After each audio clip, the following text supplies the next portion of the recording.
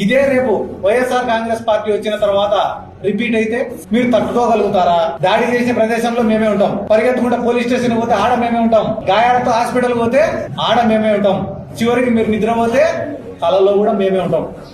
కాబట్టి చర్యకు ప్రతి చర్య ఖచ్చితంగా ఉంటది. కానీ రేపు నాది ఎప్పటిదాకా మీరు మగాడు ఆడదాన్ని చర్చేది వినుంటారు. కానీ ఇప్పుడు మీకొక్క మగాడు మగాడిని చేరిస్తే ఎట్టుంటాదో చూపిస్తాను. ఇయాల నుంచి మీ పల్లెలో ఏ కొమ్మలో ఆకల్లాడినా, ఏ కొట్టంలో ఆవర్చినా, ఏ చెట్టు మీద పెట్టలేచినా అది మహానంది గారి వీర రాఘవరెడ్డి కత్తి వాదనలికడే.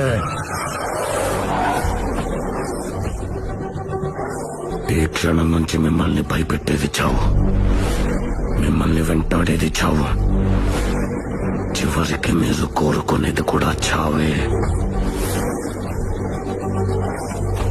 సావు కనుక్కుంటుంటే